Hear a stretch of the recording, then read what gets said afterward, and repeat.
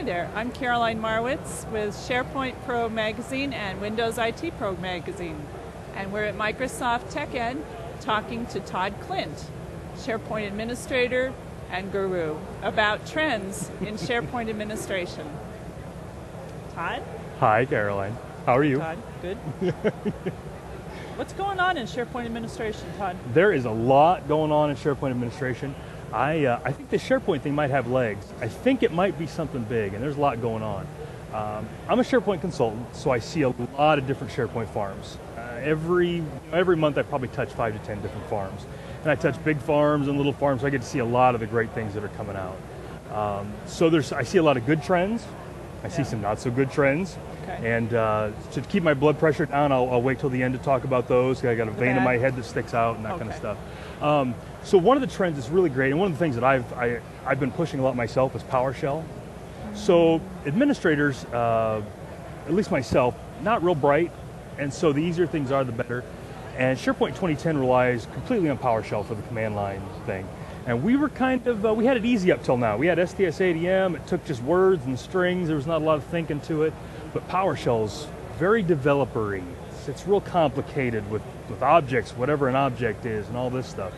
And so one of the trends that I see is my admin brethren are starting to embrace this PowerShell thing that at one point seemed too scary, too complicated, evil a little bit, but as I work with other administrators, I show them some tricks, I bring them into the fold, I explain how it's not so bad. So I see that becoming a bigger and bigger thing.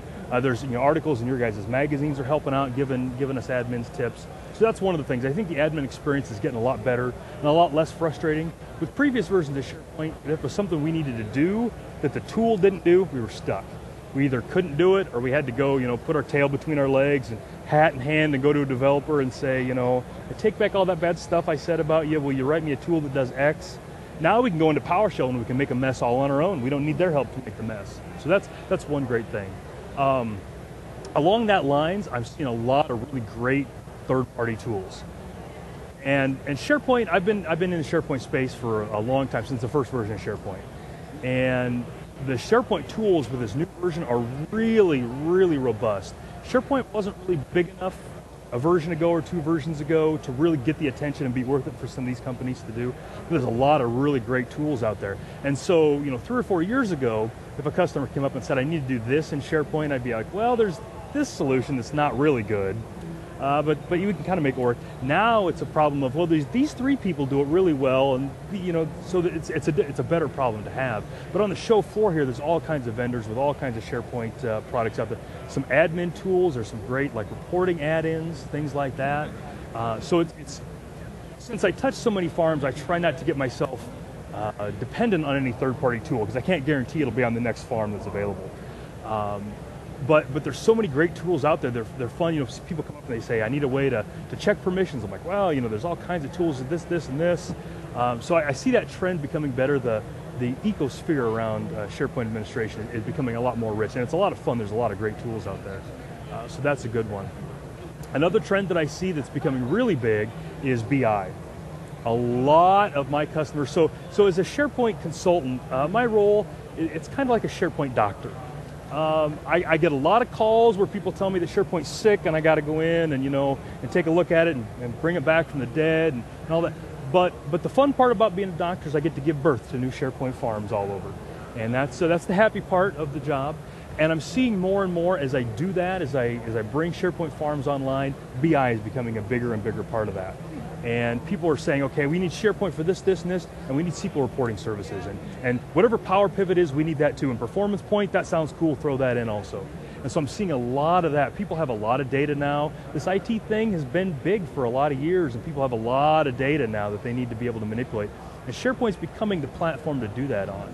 And so I'm doing a lot of stuff now with, we're installing SharePoint, but we also have to have it ready for SQL reporting services. And we have to be able to bring stuff out of cubes into Performance Point. And so as an administrator, I kind of got to get outside my box a little bit. I got to get used to the BI stuff, because I can't do a good job if I don't understand what the business is doing with the data.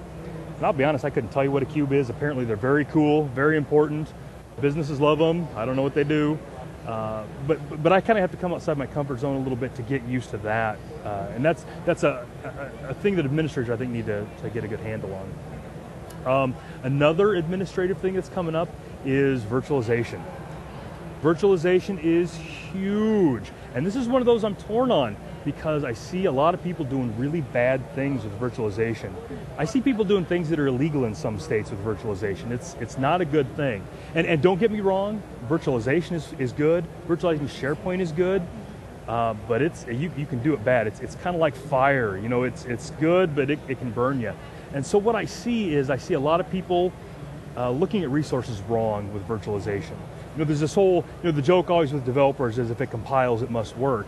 Well, I see a corollary in virtualization where if I can get that VM to start, I must be good. That's all it takes. And so I see people scrimping on drive space, scrimping on RAM, things like that, because like, if I have one less gig of RAM on this SharePoint box and all these SharePoint boxes, I can fire another VM. And so I see some very bad trends there. The SQL MCM team has some videos out, and one of them's on virtualization, and there's a great slide in there where they talk about, they have a screenshot of Task Manager. It shows, humming along at like 10% CPU, 25% of the RAM, and they're like, when you look at your server, this is what you want to see. You want to see the machine just humming along, got some room, jobs kick in, it's got some breathing room. Then the next slide is Task Manager maxed out and the RAM maxed out, and they're like, that's what your boss wants to see. He wants you to virtualize it. He wants every gigabyte of RAM that he paid for to be used. And that's what people are doing with virtualization, and it's the wrong idea. We've got some customers that have embraced virtualization, and they've squeezed as many guests as they can onto their hosts, and they've got all of the virtual drives on one drive pool, and everything's slow, and it's killing SharePoint. And I kind of like SharePoint, and I feel, it's like, kind of like my baby. And when people start talking bad about SharePoint, the hairs in the back, I get a little defensive. I'm kind of like a Papa Bear that way. And SharePoint gets the whole, SharePoint's slow because the platform it's running on is slow because of bad decisions with virtualization. And probably the worst offense I've seen, and I almost feel dirty saying it out loud, but a lot of people are virtualizing SQL, and they're virtualizing it poorly. It's horrible. Everything inside of SharePoint is in SQL. And if SQL's slow, SharePoint's slow, and there's no amount of magic that I can do, or I can even tell you that I can do, it's gonna make up for that. And we see people that have, all their SQL servers virtualized and all their stuff, all their virtual disks virtualized on the same host as all their SharePoint servers, and it just kills SharePoint performance. So the thing that I tell customers is, anybody can virtualize SQL. I can virtualize SQL. Very few people can virtualize it well. And so you need to have somebody on staff that does virtualization. Not somebody who figured out how to install Hyper-V and now they're the virtualization expert, but somebody who can do virtualization well. Because that's one of the admin trends I've seen. We're all moving towards virtualization, but it's not necessarily a good thing. It's, like any tool, it can be used for good or evil. And so if people are thinking about virtualizing SharePoint or SQL, pay attention to performance, pay attention to that kind of stuff. Have your SharePoint guests on different hosts so they're not fighting each other for resources. Don't thin provision your disks. I had one customer, they thin provisioned all their disks so they grow as they need it. The drive filled up and every SharePoint server went offline because the host shut down because the drives were full. And and of course, SharePoint's down, everybody's mad at SharePoint. It's not SharePoint's fault. SharePoint's an innocent victim in all this. So virtualization is an administrative trend that's going to become more prevalent. Just do it wisely, do it well. And I don't know if that vein's sticking out in my head. I get a little worked up about that. Those are kind of the big trends that I see coming. So that was the good and the bad. That was the good and the bad. And virtualization can be good. It allows you some great, with vMotion and things like that, you can move machines around and you can reallocate resources. If a server doesn't have enough CPU, you can boost its priority. I mean, there's a lot of flexibility, but I see people going the wrong way with it. I've got, so the year, right now, when we're recording this, it's the year 2011. There are 3 terabyte drives on the market. Within the last 2 or 3 months, I've seen a virtualized server with a 20 gig hard drive. Because every gig they don't give that hard drive, they can give to another virtual hard drive. I mean, it's just some poor decisions that are made. Please, tell your readers not to do it. If I could take out billboards, virtualize wisely. That's my plea. I promise. But there's a lot of great stuff. I think SharePoint 2010 is huge. The administrative experience is just better than it was. The central admin's better. We've got PowerShell. I love PowerShell now. So it's a great time to be a SharePoint administrator right now. Are you seeing anything with Office 365? Any interest? Seeing a lot of interest with Office 365. Now as an IT pro, Office 365 is kind of the enemy, because as people move to Office 365, I'm gonna have to get a real job. I mean, I'm gonna have to go back to flipping burgers or something like that, because it pulls the IT pro part out of the equation. Yeah. I don't think that all, hosted or cloud-based stuff is bad, even though it is the enemy. And my kids got to eat. They're cute. They get so sad when they're hungry. But there's different times when that makes sense and different times when it doesn't. Okay. But the upsides are good. The cloud's got some ideas. The bad news is right now the cloud story, at least the Microsoft, the Office 360 side, is very limited. So I mentioned the BI stuff. None of that's available because you don't have SQL and out there. You can do some stuff with Azure, but it's very complicated. The third-party stuff, the development stuff, is very limited right now. You're limited to sandbox solutions, which by nature of security and performance, they're very restricted. A lot of the things that you want to do that you take for granted, you can't do in a sandbox solution. So today, and again, Office 365 is still in beta, so it might get better, but today, for smaller companies that don't need a lot of the high-end stuff, it's probably a good solution. But for big companies, you got to weigh the pros and the cons. Mm-hmm. Now, one thing we do push people towards is if they're cloud curious, if they're asking us about that, they've opened up a magazine and seen a cloud thing, or they've seen the commercials. We tell them the good and the bad, and if it doesn't work, there are other non-cloud but hosted options that work for them. Again, that might try to take me out of a job, I don't know, but if it's right for the customer, there are hosting providers that give a little more flexibility, a little more control.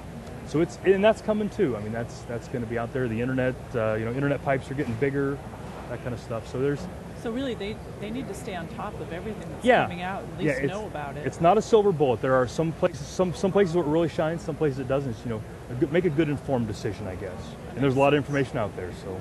Stay informed. Stay informed, absolutely. Read Windows IT Pro and SharePoint Pro Connections magazines and find out all the information there. See what your peers are doing.